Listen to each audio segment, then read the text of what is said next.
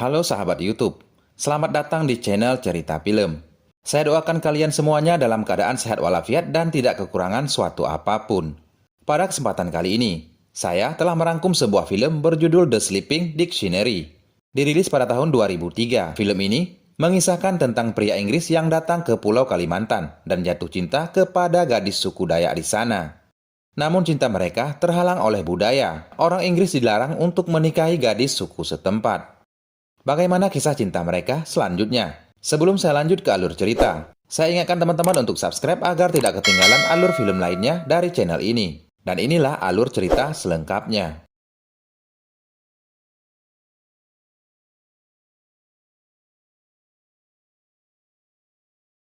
Berlatar di tahun 1936 di Sarawak. Pria bernama John Truscott baru saja tiba dari Inggris. John datang untuk menjadi misionaris bagi suku Dayak di sana. John dijemput oleh pemuda setempat bernama Belansai. Kemudian ia dibawa ke pedalaman Sarawak. Di sana ia bertemu dengan orang Inggris lainnya bernama Henry, yang sudah lama menetap di sana. Henry menjabat sebagai gubernur kolonial Inggris di wilayah itu.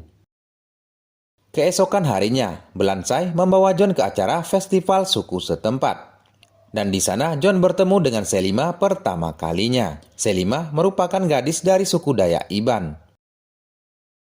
Beberapa hari kemudian, Malaka, kepala suku dari suku Iban, membawa Selima. Henry kemudian memperkenalkan Selima kepada John. Henry menjelaskan jika Selima akan menjadi kamus tidurnya John. Selima akan melakukan tugas layaknya sebagai seorang istri, sembari mengajari John bahasa setempat, agar nantinya ia dengan cepat bisa memahami bahasa mereka. Awalnya John menolak budaya ini, karena bertentangan dengan ajaran yang ia anut untuk tinggal bersama wanita. Namun, Henry terus memaksanya, hingga John pun menerima Selima untuk tinggal bersamanya. Meski tinggal serumah, John menolak untuk tidur sekamar dengan Selima. Selamat malam. Hal ini membuat koki mereka, Famos, membawa seorang banci yang tujuannya untuk mengejek si John. Kejantanan si John dipertanyakan karena tidak mau sekamar dengan Selima. Sejak saat itu, John mulai sedikit demi sedikit mendekatkan diri dengan Selima. Meski Selima terkadang menggodanya, namun John tetap kekeh pada pendiriannya. Namun, lama-kelamaan, John semakin nyaman dengan Selima. Hingga pada akhirnya, John jatuh cinta kepadanya. Pada suatu waktu, John diundang oleh Henry untuk makan malam di rumahnya. Di acara itu, John diperkenalkan dengan putrinya bernama Cecil, yang baru saja tiba dari Inggris. Sepulang dari sana, John telah ditunggu oleh Selima, dan mereka kemudian melakukan adegan-adegan romantis. Setelah tinggal bersama, John mengutarakan niatnya kepada Henry untuk menikahi Selima. Niatnya John kemudian ditentang keras oleh Henry. Ia mengatakan orang Inggris dilarang untuk menikahi gadis suku setempat. John diancam akan dideportasi jika tetap kekeh pada pendiriannya. Begitupun dengan Selima, kepala suku mereka melarangnya untuk menikah dengan John. Puncaknya Selima dipenjara, dan Henry memaksa John untuk mengambil cuti setahun dan kembali ke Inggris. Tidak punya pilihan dan tidak mau situasi semakin rumit, John menyanggupi permintaan Henry untuk kembali ke Inggris. Dan di sana, John dijodohkan dan menikahi anaknya Henry bernama Cecil.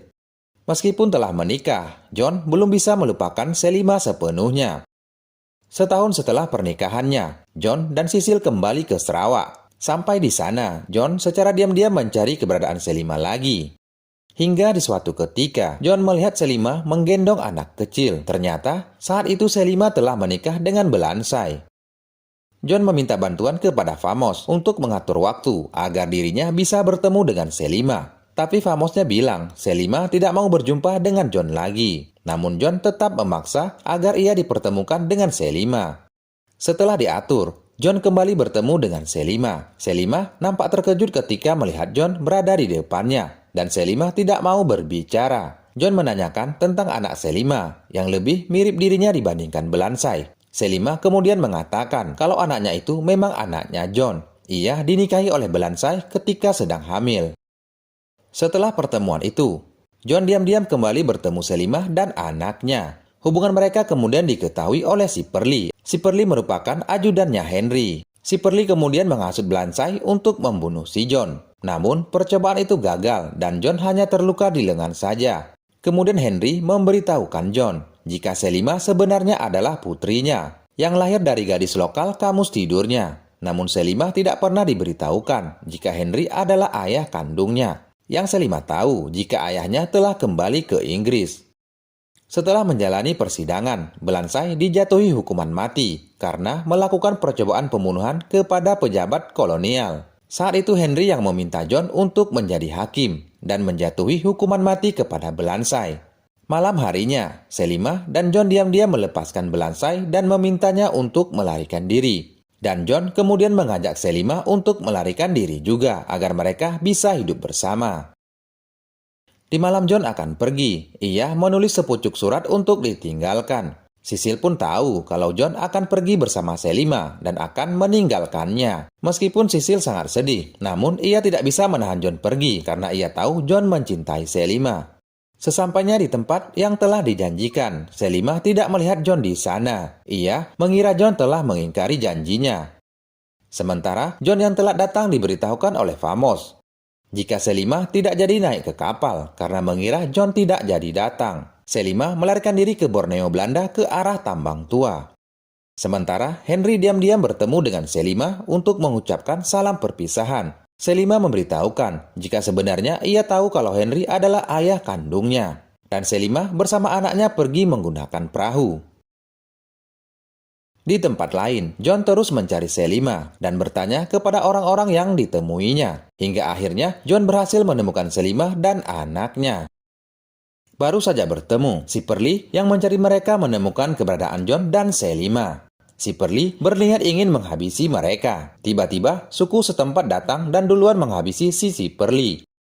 Di akhir film, John telah menjadi warga pedalaman sepenuhnya dan ia hidup bahagia bersama Selima dan anaknya. Dan film pun selesai.